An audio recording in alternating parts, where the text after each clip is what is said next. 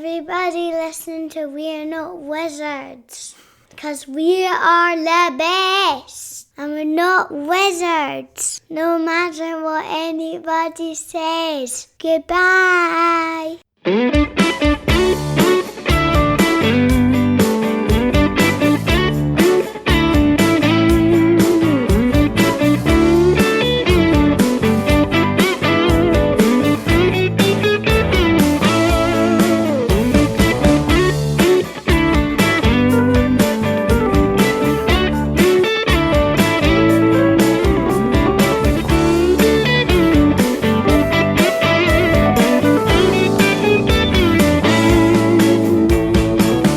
Hello and welcome to another episode of We're Not Wizards. My name's Richard. I'll be your host for May.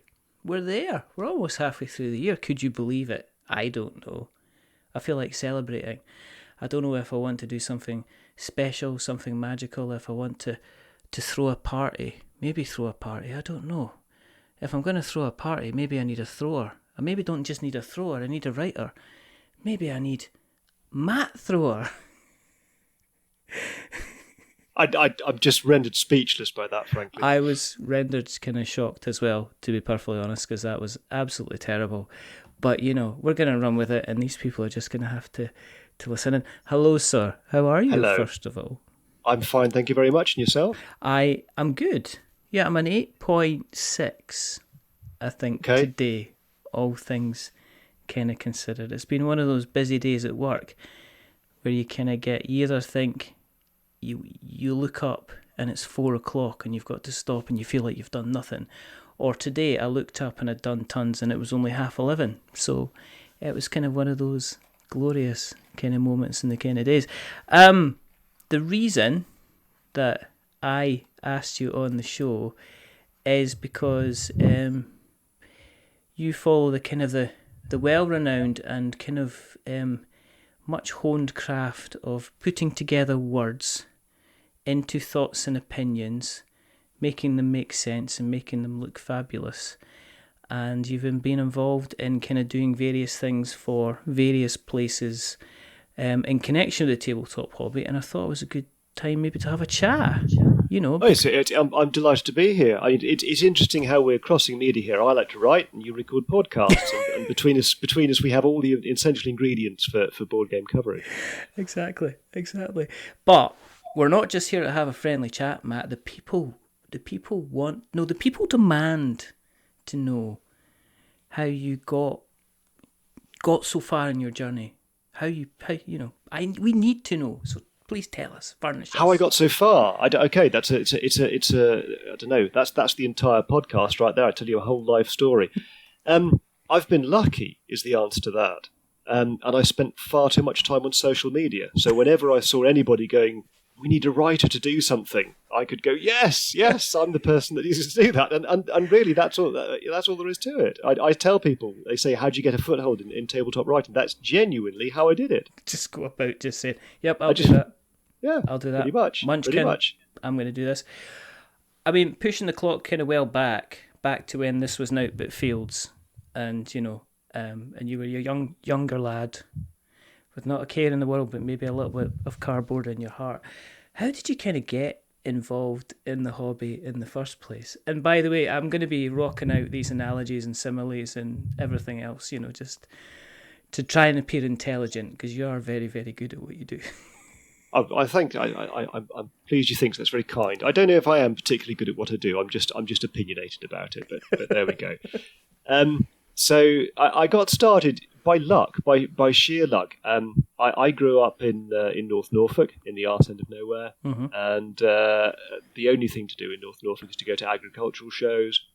And so I went to an agricultural show once upon a time with my family, and I was bored, twiddling my thumbs, looking around, and I found in a bookstore, and there were all sorts of tedious books on farming and animal husbandry and other awful things, and amongst them there was a book with a dragon on the cover. And obviously being about 9, I think it was about 9 at the time, I can't remember, I picked this book up and I looked through it, and it was clearly fantastic. And the book was called What is Dungeons and Dragons? Wow. And there's a whole story which I'm going to have to tell you some of now. I later discovered that it was written by 3 lads who went to Eton. All right. And whose circle included a number of now quite well-renowned game designers who are still actively working today, but at one time it also included David Cameron. Oh. So the authors of my introduction to the hobby actually played Dungeons and Dragons with David Cameron at Eton. There we go. I've no words. I mean, it's 5 minutes in, you've taken it political. I mean, what can I say? I've been pitching this story genuinely for years, and no one will touch it with a hot poke. I can't imagine anybody. Do you know what I mean? I want you to do a bacon check if you're playing with David Cameron. Let's not go there, because there's so much good material, and also at the same time so much bad material that could be brought in to that whole kind of thing. So veering rapidly away from that. Anyway, so that was my introduction, and I know this is largely about. I write about board games now, but for many years I was totally invested in Dungeons and Dragons. All right. And in those days, much smaller hobby, much smaller things, and you couldn't play Dungeons and Dragons without buying figures, and you couldn't buy figures unless they were Citadel figures. Yeah. And you couldn't buy Citadel figures without getting into Warhammer. Yeah. And alongside Warhammer, there came all the early boxed Games Workshop games, like Fury of Dracula, Dungeon Quest, and they did a really bad edition of Cosmic Encounter, and of course Space Hulk, and other stuff like that. But yeah, through all this time, that was still the minority of what I did. Spent most of the time role playing. I eventually gave up on role playing, really, because after I left university, I found it quite hard to find anybody I wanted to play with. I know that's perhaps a judgmental sounding thing, but I tried a couple of different groups, just didn't get on with the people. I think it's a very D&D is a very, very strange thing in that, unlike, say, the board game side of things, if I play a game with a group of people and I don't necessarily get on or have a great experience that week, you can you're a little bit more able to manage who you kind of play with the next time, and you can also manage the experience a little bit more depending on the game that you kind of bring in. So with Dungeons and Dragons, I mean, I've seen people committed to, they've been playing the same campaign for the last 2.5 years. Now, if that doesn't, if that's not working out for you, you can't. It's like it becomes a prison sentence instead. While you're starting out in the D&D stuff, were you doing the creative stuff at the same time? I mean, what was it you did at university? Was it connected? No, it wasn't. So I studied biology at university, okay. which I loved. I still love it. Really, really enjoy biology, and I'm fascinated by zoology and biochemistry and all the stuff. But I'm well out of that world now. That's a whole different story. I tried to get into it. I actually did a doctorate, which I failed, and became a software engineer instead. But no, so I was not particularly creative. So I did run games. I mostly was a dungeon master, but I got great pleasure. So back still in my attic, actually, I've got huge stacks. I'm doing the huge stack motion now with my hands, even though I know we're on the radio. It's great podcasting. It's the closed captions. Matt's putting his hands up like a box thing. He's going to start dancing any second. He's showing he's got huge stacks. That sounds like always never trust a man with huge stacks. Never. Huge stacks of Dungeon magazine. And what I used to do, because Dungeon magazine was full of adventures, you'd get like 4 or 5 short adventures. And what I used to do is I would cut bits, not literally cut with a pair of scissors, but I would chop and change bits that I liked from adventures together to create something of my own. And I ran a number of campaigns that way. So they were all pre-published material, but I turned them into what I'd write bits. I'd do bits of writing in between to link things together. But most of it was stolen and rearranged. So you're a thief then? Yes, absolutely. Well, no idea that I bought the magazines fair and square. I'm allowed to reuse that material.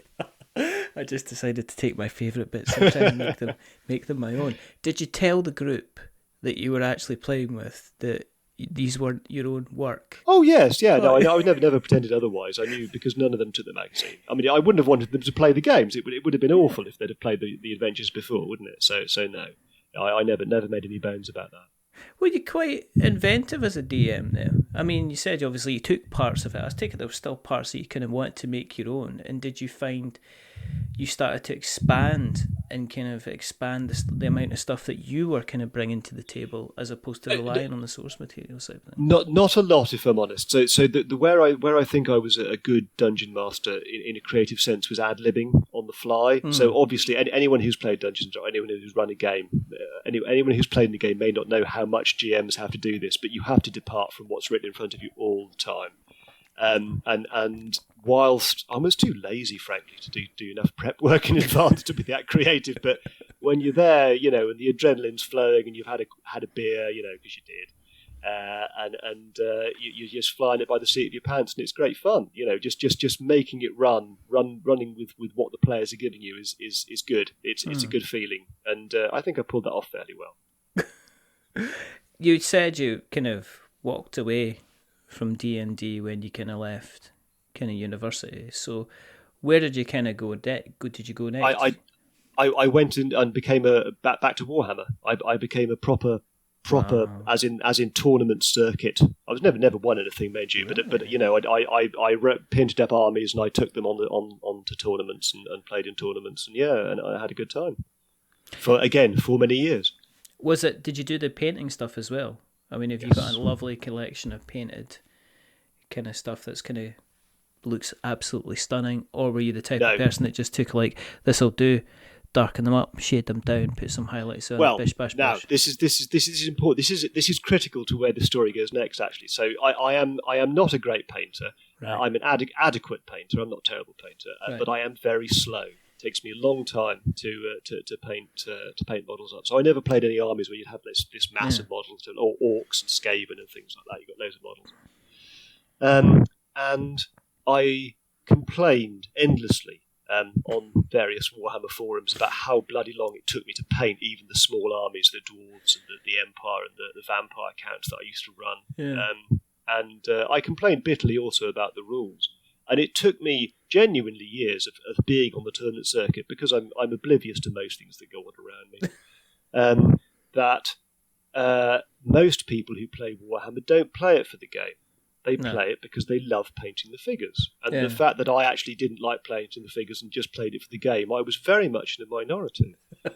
And I was on a forum bitching about some rule loophole or other.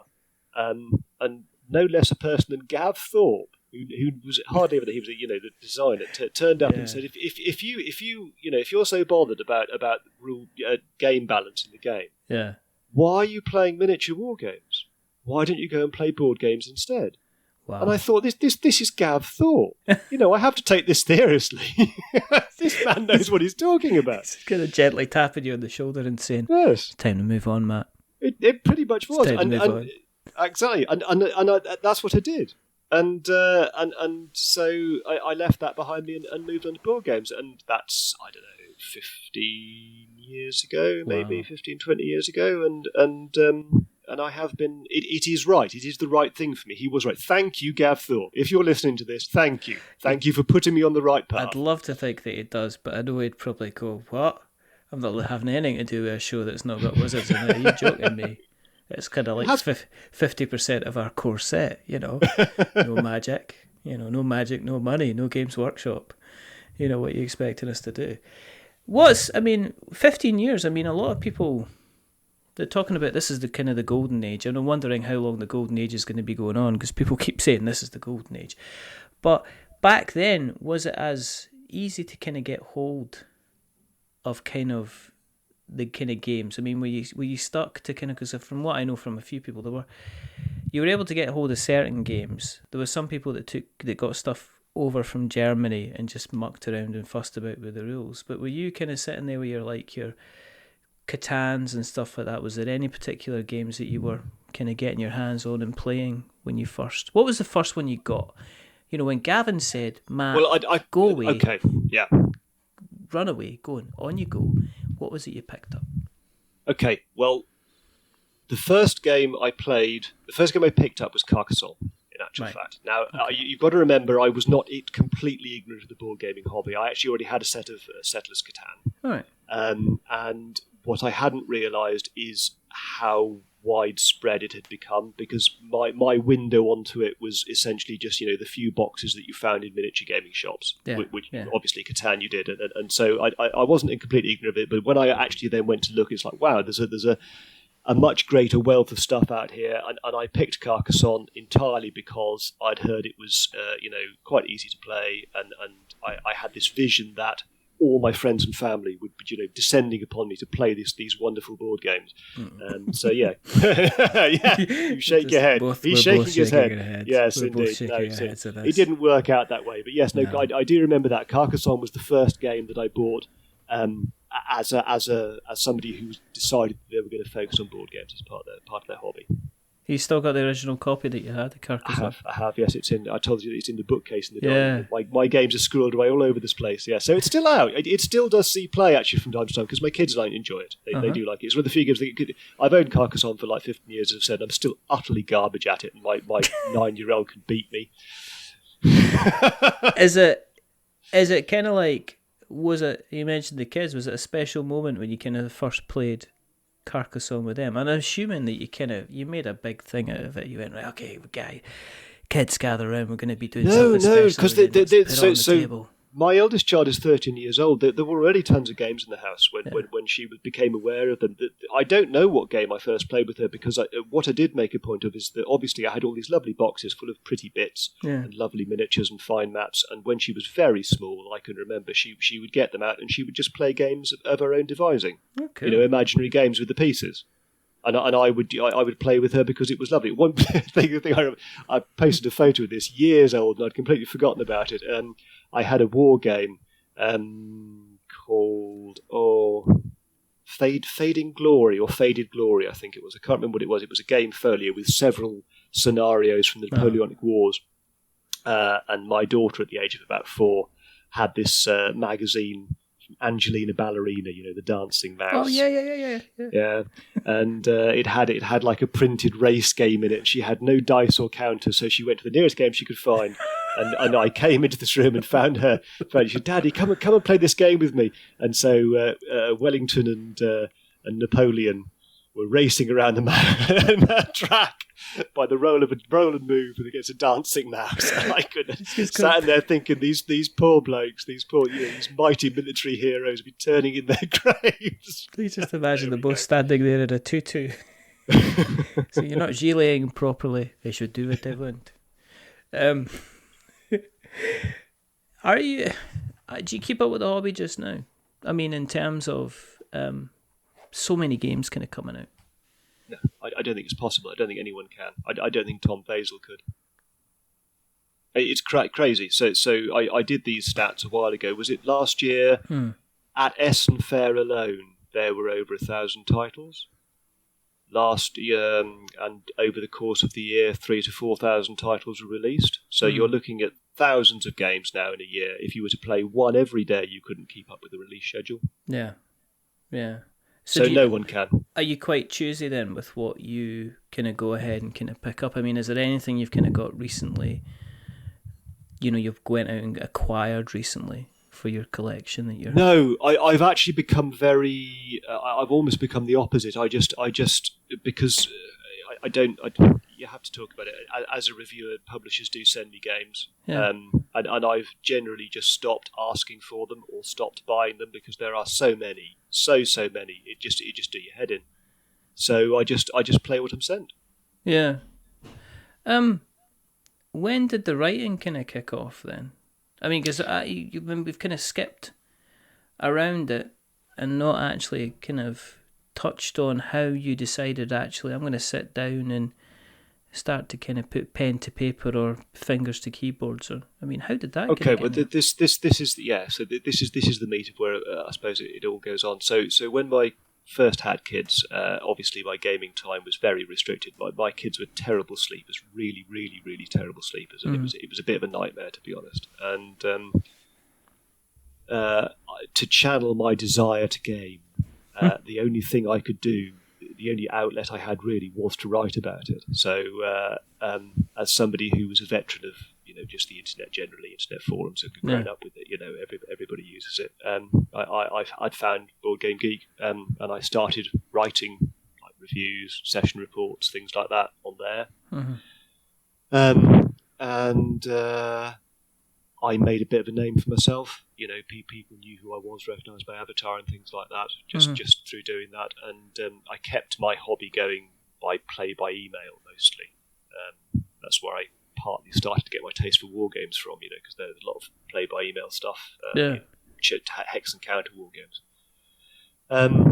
And then after a while, and I don't, this was a very gradual process, I began to realise that my taste in games was not what the majority of people on that website, were into.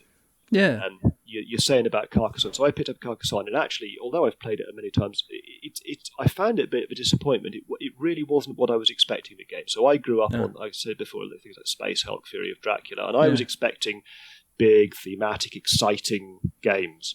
And a lot of the games that were coming out that were very popular at the time, some of them were great, but a lot of them, there were the early beginnings of these point salad games coming out, and it just really wasn't my thing at all. And I wanted to big up the games I loved, and so via Board Game Geek, I got together with a bunch of like-minded people, and we launched a blog, which we called Fortress Ameritrash, originally, which eventually moved from Blogger into being its own site, and ran for many years, and it's now, you can find it under therewillbe.games. We've changed the branding. I don't want to waffle about this. There's a whole thing about this, the term Ameritrash, where that came from, because we essentially invented it for the site. Oh, right, okay.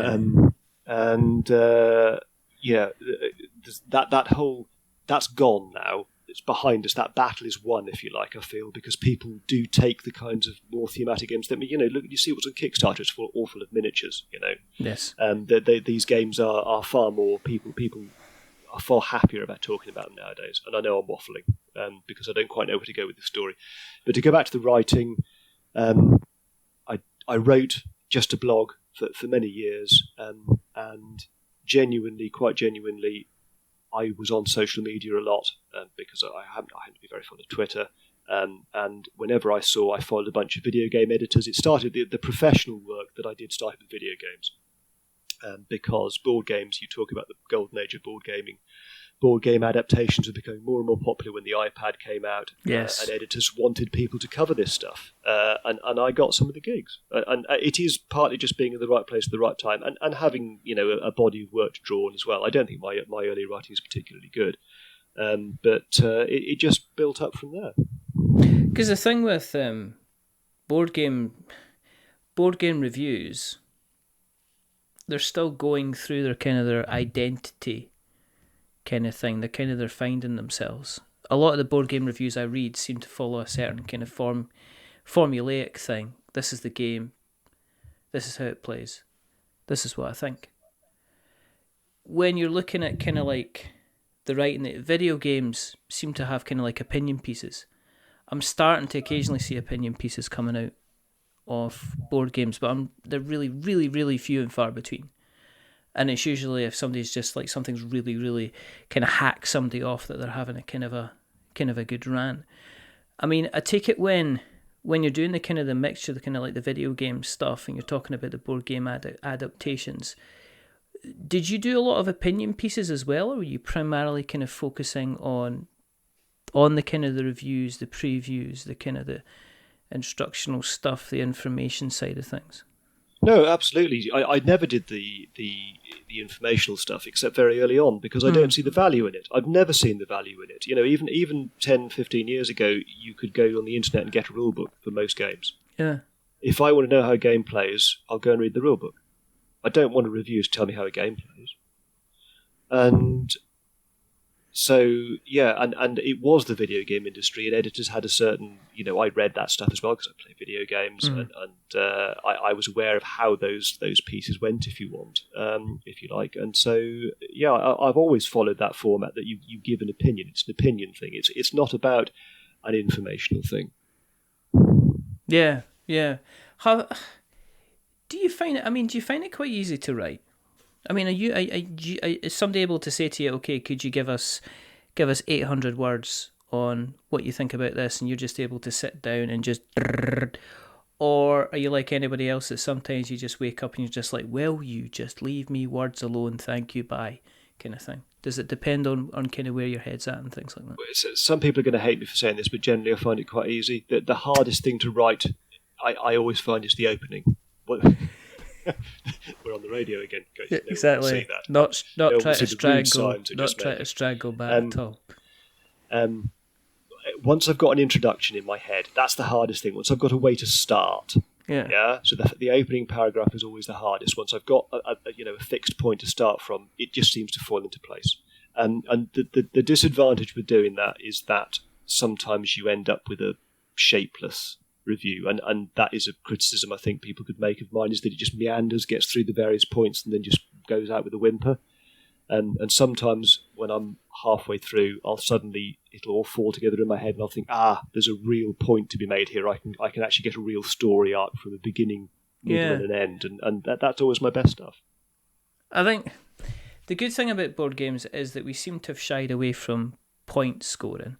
So there doesn't see. I mean, I know there's ratings on Board Game Geek, kind of thing, but there's very, very few publications that when they're issuing a review will actually put a score at the end. And I hate video game scores. I think it's the worst thing ever. I myself, I write on occasion, and I'm not kind of vocal about this or tell many people, but I do write kind of video game reviews on a regular basis for a small, quiet site, and I just ask for random bad games that most people would give like a 5 or 6 out of 10. And I write about them because there's something fun about writing about kind of like games that are doing kind of in the middle of the road stuff, as opposed to games that are being absolutely fantastic and also games that are being kind of absolutely terrible. But there's something kind of really fun just to kind of not having the pressure of thinking I have to write a big huge story as to why I think Sekiro on the PlayStation 4 is the best of the Souls games that are kind of out there, kind of thing. And I think it's kind of like a fun. I write how I talk, which means that I can easily get 1,000 words because I just go bleh. But I'm conscious of. Do you, when you're writing, do you try and consciously look at kind of like an emotional experience in how a game affected you in a certain way, or does it depend on the type of the game and what the game's trying to cover? Generally nowadays I always go for the emotional angle. This is something I started doing purposefully about a year ago, and I did it because there's lots of reasons why I did it. I did it because I was tired of the lack of subtlety in game reviews, and I don't mean that as a criticism, because there's a very valid line of thought that goes, a review shouldn't be subtle. Yeah, because you're there to actually tell people your readers about a game, and you're actually there to give them an opinion and give them information, and subtlety has no place in that. And I absolutely have every understanding, I sympathise with that viewpoint completely. But most of what's written about board games is reviews. There's not a lot of wider features or opinion pieces and things like that, so there's not a lot of subtle writing, and I wanted to do something that was a bit more subtle, a bit more personal. And I've been thinking for most of the time that I've been writing, I have wondered about why do people read reviews? Because I was aware that when I read reviews, I would often I'd think, I might buy this game, I'll read 3 or 4 reviews of it, and I would read them. And after going through that process a few times, I realised that it didn't actually make a lot of difference as to whether I bought the game or not, generally. It was often just polishing an already made decision, if you like. I like the look of that game for whatever reason. So it's validation. I see it. Validation. I see it again and again and again. You're completely right, because I will look at a review of a game and read 3 or 4 reviews, but I just want almost like my online friends tell me you're making the right decision here because you're about to drop 40 quid on something. And personally, there's a part of you screaming that if you spent 40 quid on something else, you'd be like, I'm not spending 40 quid on that. But on a board game, you're kind of saying, well, I read it here that they are saying they're having amazing fun with it, and they said it's the best version of this game, or it takes this genre in a new direction, and that's kind of justification for kind of me. Do you think that maybe you don't see as much opinion pieces about board games because it's not in demand as much yet? No, that we're not at that point yet.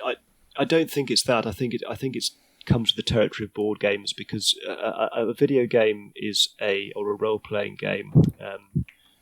They are things that have a huge component of the unknown in them. You know, so you play a role playing game. It's subjective. Yeah. So a role playing game, a lot of it's in the GM's head or in the player's head. You play a video game. It's all the hidden stuff is handled by the computer. You don't know how it works out, whether you've hit an enemy or not. Stuff. With a board game, it's all laid bare. It's all laid bare, and that is actually part and parcel of what appeals about board games to people. And so if everything is laid bare, that you almost feel... I have to fight against it because I try not to give too much information in reviews. I try and get the emotional angle, but I have to fight against laying it all out, all the rules out. You know, it's something that comes very naturally when you talk about a board game because that's the core of the board game. Yeah, that's why a lot of people are there. So, no, I don't think it's because people are shying away from it. I think it's the other way round. I think it would be good if we could get away from it, but the nature of the medium makes that very hard. Yeah. In terms, I mean, you've done stuff for stuff. You've done things for Shut Up and Sit Down as well. I mean, the things that you've accomplished so far, a lot of people go, whoa. For you, I mean, is there pieces that you're particularly kind of proud of? Yeah, I think most of not the best work I've ever done, but a lot of the best work I've ever done was for Shut Up and Sit Down. There's something about Paul and Quinn's that just seem to bring out the best in me, and I don't know what it is. I really don't. They were really great people to work with. I've never met them face to face. You know, we only communicated via Skype and email and stuff, but the way they edited my work, the way they framed what they wanted me to do, just brought out the best of me, and I had a wonderful time writing those. I think those were the first things I did that really strongly deviated from the traditional review template, if you like, of laying the information out and then giving an opinion at the end, and that's enormously valuable, and I'm very grateful for that opportunity. How did that opportunity come around? Because I know that they seem to pick up on things that they're quite willing to say, well, I like that, and then I'm going to tell everybody about it. I mean, they've recently talked about Board Game Barrage, the podcast. They were talking about So Very Wrong about kind of games as well, and they were saying, well, these are ones that we kind of listen. Were they? How did they approach you? Were they aware of the other work that you were doing, and that's why they kind of wanted you to kind of come along and pitch up? Yes and no. So they were aware of who I was and what I did, but they were actually, it was a game on social media, that I followed Quinn's on social media, and I don't actually remember exactly how the conversation started now. This was when they launched. It was when they were launching Shut Up and Sit Down, right back in the original early days, and they wanted the thing to be as broad as possible, and they wanted somebody to cover consims, you know, traditional X and counter style war games, and they didn't have anybody, you know, in their gaming circle who did that. And again, as I say, this is something that I got into quite heavily when I was via play by email, and so it was a world I knew, and I volunteered to do that, and that's what I wrote about to start with for them. And then as time went on, I did do some more mainstream board game reviews, but nowadays most of their stuff is video based, so I don't have that opportunity anymore because that's the way the world is going.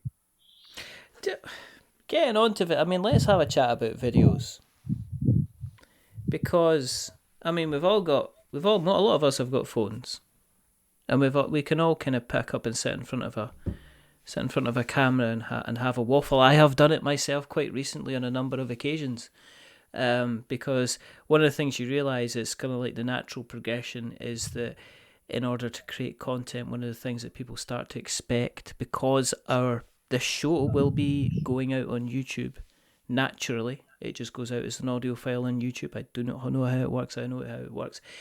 Is the kind of the video stuff. is it taking away the kind of the final barrier for anybody to create content at all? Because writing is difficult. And I know because I've written a few things for the We're Not Wizards blogs.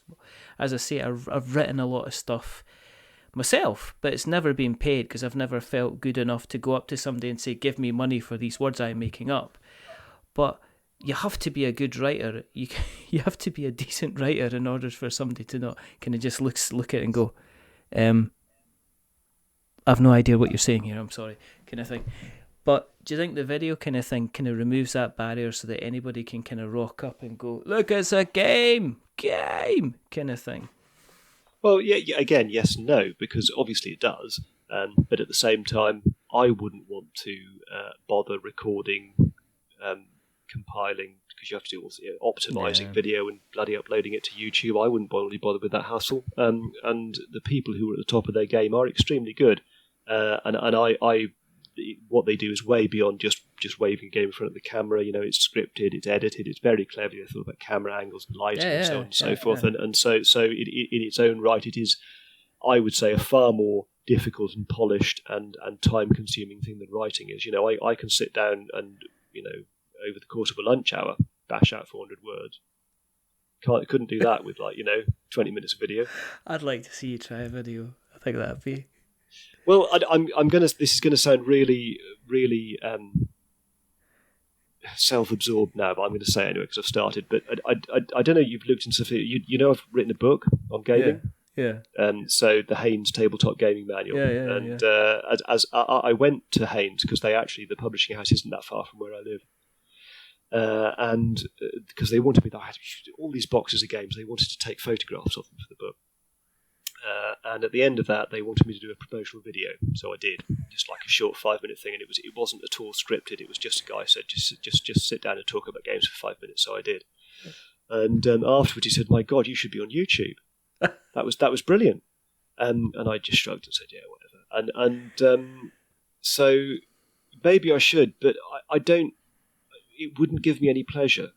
Writing gives me pleasure. And I don't have any interest in producing video. I don't have any interest in. I wouldn't know how to write a script. That's a different thing. Just doing it off the top of my head is a different thing. But then what you're saying is about just waving a box at a camera, and it might be garbage, unless you plan it to some degree. And I just enjoy words. I don't consume video content. Hardly ever do I watch any video content, because it just doesn't appeal to me. And so if you don't see the appeal of something, reverse engineering, it's very hard to make something that will appeal to others. Mm-hmm. Is there do you think there's a career in the kind of the board game writing space? Do you think that there's money there for people to say, I'm going to make money from this and pay my mortgage and stuff like that? No, absolutely not. I mean, the people on video gaming sites, good writers, top quality writers in the video gaming space, who even freelancers struggled. I know this from talking to them. Struggle to make enough to support family. Yeah, it's hard work, and the staff writers on video game sites make a pittance, and that's with the audience that video games has, the millions and millions of people that play video games. And so absolutely not. There's no way. It's something I've thought about a lot. I'd love to do it. I really would love to do it, but there's absolutely no way at all, even combining the two, that I could make enough money to support my family. So is it almost the case that you're pushed into it being back to being a hobby, like it was at the that the writing kind of stuff is an extra bonus that brings in money towards a holiday, or money for this, or money when the kids' birthdays are coming up, as opposed to saying, it's covering the kind of the roof overhead.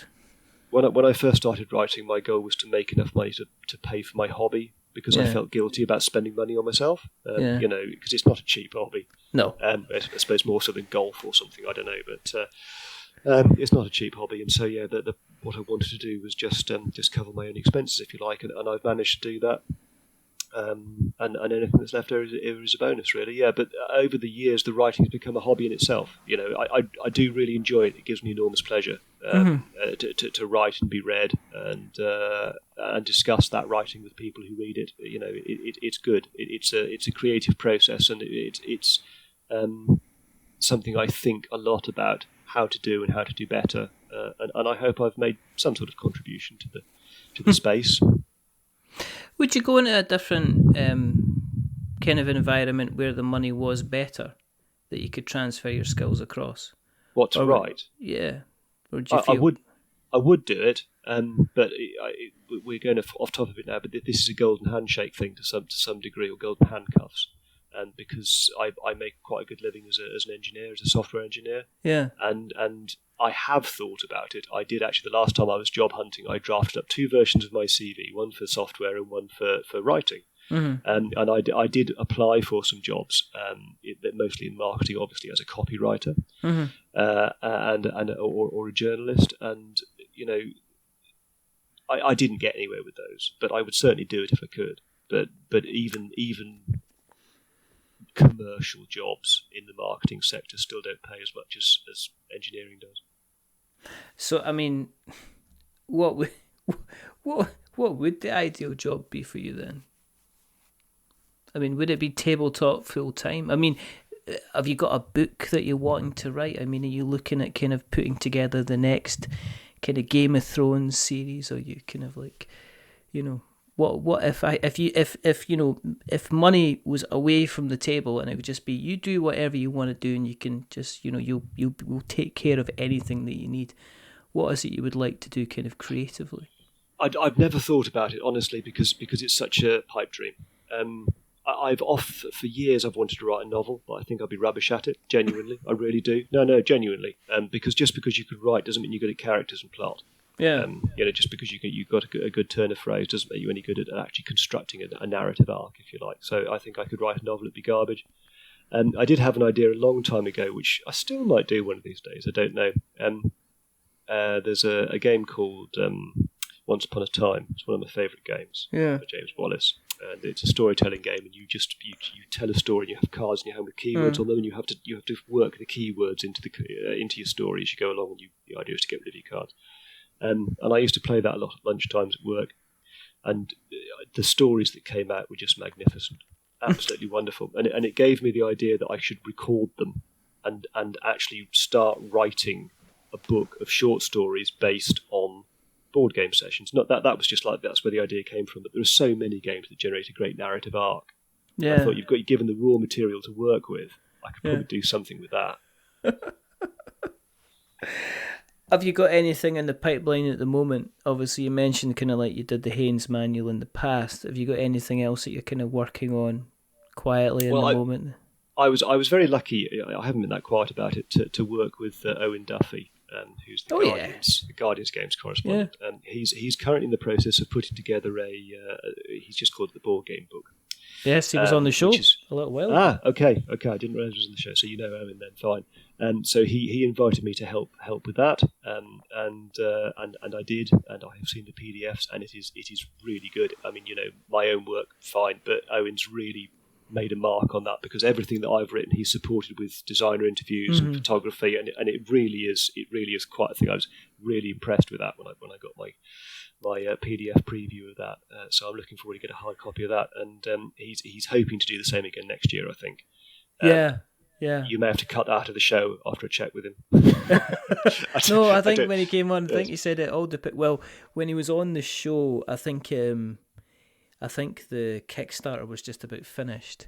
So I think I kind of at this time he was kind of like saying, well, if it does go well, I would like to try and turn this into kind of almost like a kind of an annual thing. And yes. I think, strangely enough, I think it's a kind of a nice thing to have, seeing as kind of like, to me it kind of goes hand in hand, seeing as board games are so completely tactile, and obviously I can't think of anything better to accompany it than a book. You can just imagine somebody like sitting, most board gamers are used at some point to spending a time idling, watching the TV while they have a rule book that they're thumbing through, trying to learn the rules in time for the game that they're playing tomorrow night at the club. And I can just imagine instead sitting down with a cup of tea and just kind of going through the games and saying, oh, I've played that, I've not played that, oh, I need that, I need to check eBay now to see if I can get a copy of that kind of thing. Which would be kind of interesting to do. So that went through Kickstarter. I think that's in the process of going through kind of printing. Yes, yeah. So I've got a productions, PDF. It's all put together, and he sent me a PDF. So it's off at the printers, and it'll be coming out to backers pretty soon. But I mean it quite genuinely. I do. He paid me a fixed fee for my work on that book, Yeah. so I'm getting nothing from shilling it. It is excellent, and the work he's done on it is outstanding. And if you're at all interested in board games, I would encourage you to take a look at potentially picking up a copy. It's really, really good. The work he's done, the work the other people involved in the book have done, are top notch stuff. I think I don't know if I heard rumours around the campfire it might be available at the UK Games Expo, but take that with a pinch of salt. It's not. It's something that I've maybe heard in it because I backed it. You see, so. So I don't know if the rumour he says he was trying to get maybe it ready for sale at the UK Games Expo so people could actually pick up a physical copy while it's there. But we shall have to kind of see. As I say, in terms of, you've mentioned you're involved in that. Is there a project you'd like to do? As in, that you'd see? And if something, as I say, you've mentioned that, is there anything that you'd be like, you kind of recently are seeing that you'd like to kind of get involved in that's kind of going about just now? I don't know. I mentioned the board game story thing. That's something I'd like to get involved in. But in terms of gaming, this goes back to what we were talking about earlier. Things have become so fragmentary now that I find it very hard to get any kind of bigger picture as to what's going on. To pick up a thing and run with it. And a lot of games now are sold obviously and purposefully and deliberately as modular systems to build on. Yeah. In a way that was common in miniatures games 20 years ago, but is now eating into board games, and it makes it very difficult to just sort of like have a thing and take any one thing and run with it because you're just overwhelmed the whole time.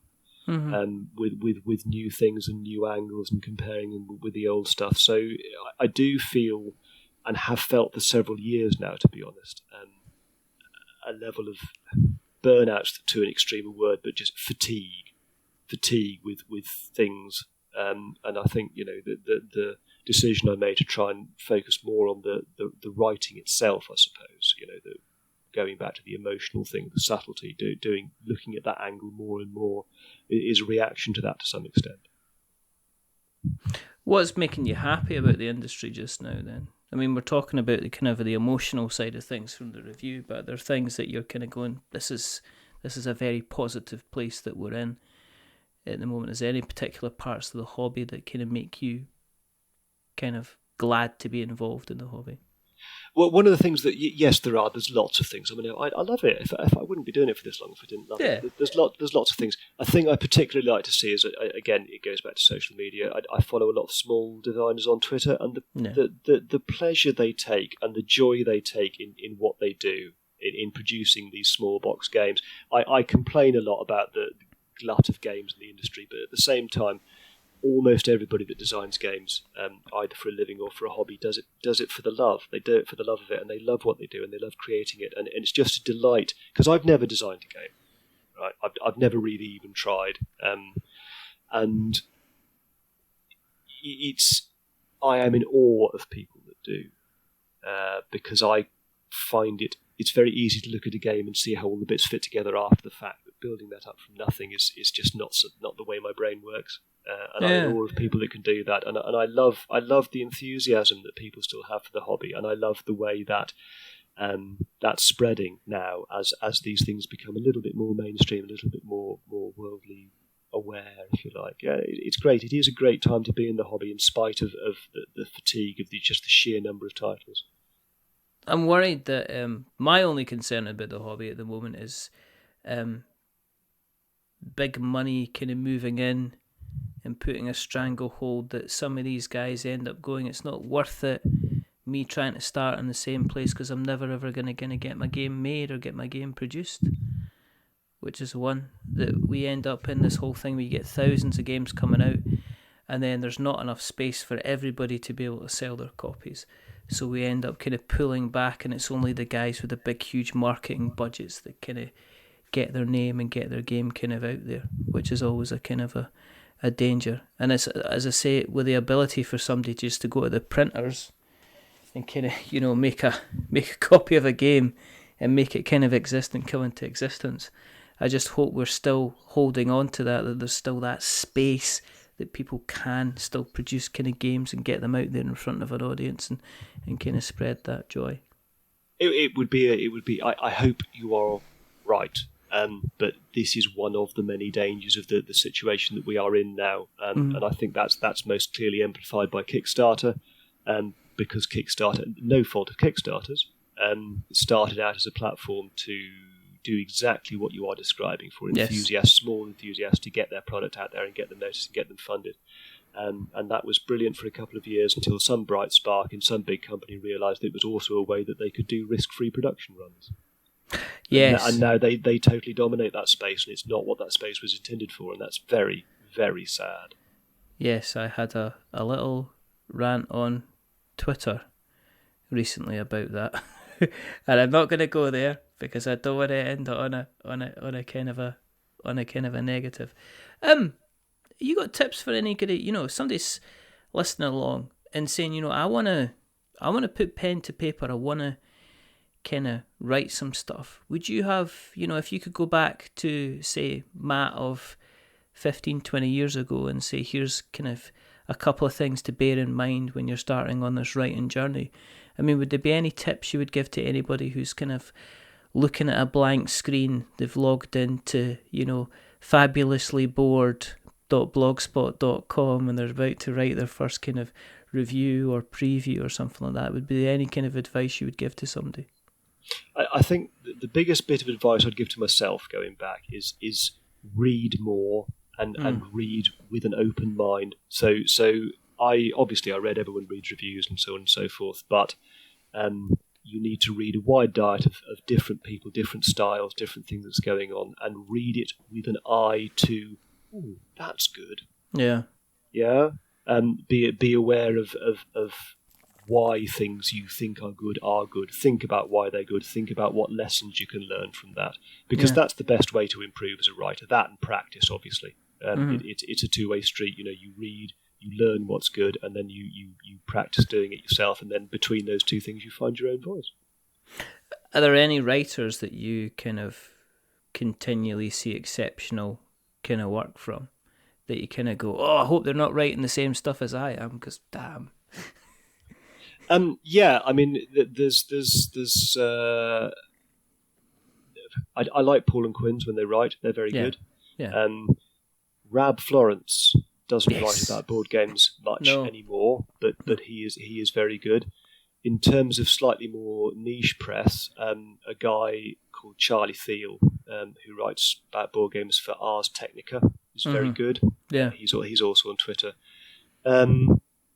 They are people whose work they're the only people I think whose work I follow religiously, if you like. Yeah. Okay, cool.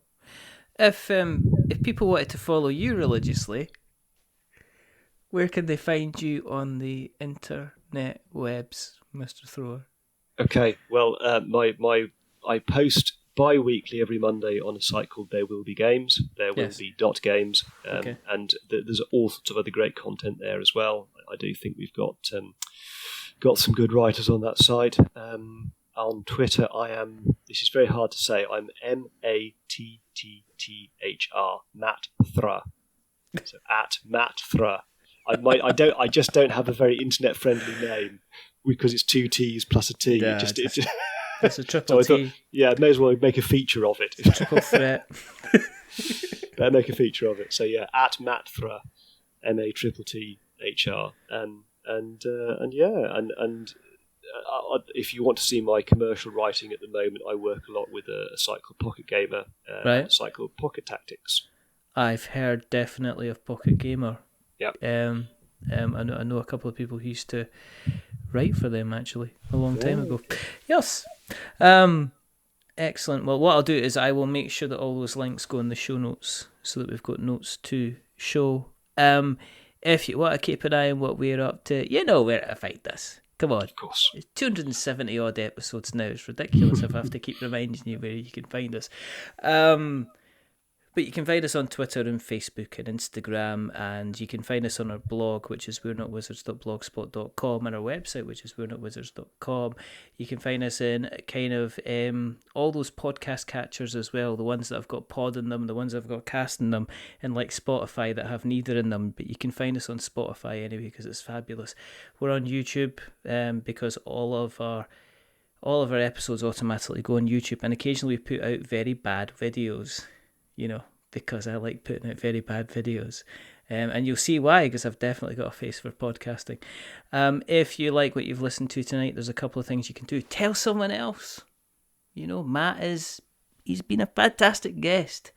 And if you like what you've listened to, say, oi, that Matt Thrower, he was on that We're Not Wizards place. Go and listen to him, and then, tell somebody else. The other thing you can do is you can go to Apple Podcasts and you can drop us a subscription. Or you can go one further, you can drop us a rating or a review.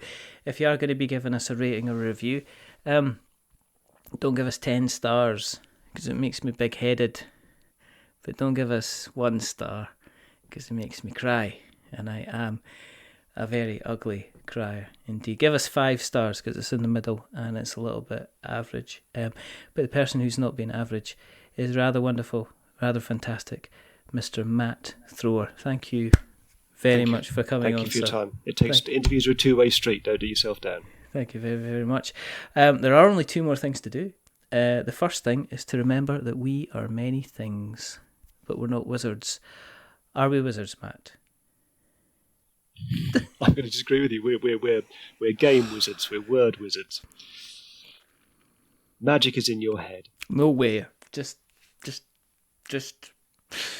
And the second thing is to say... I've ruined it now. The second thing is to say, you're a very brave man, saying that to the person that's going to be editing the sound file. But, and the second thing is to say goodbye.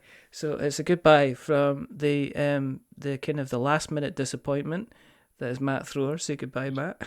Goodbye. And it's a goodbye from me. Remember, stay safe, roll 6s, make something awful, and until the next time, goodbye. Go on then, say goodbye. Go on. Goodbye. Goodbye. Thanks. Then. Ruin Goodbye, it. Matt. Thanks, Bye. that. Brilliant.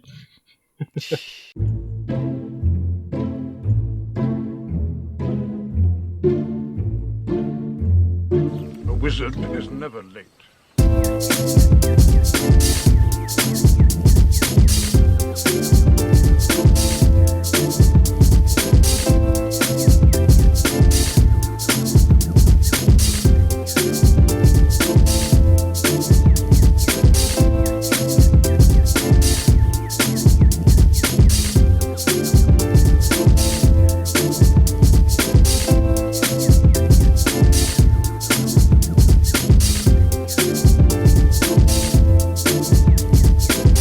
Nor is he early. He arrives precisely when he means to.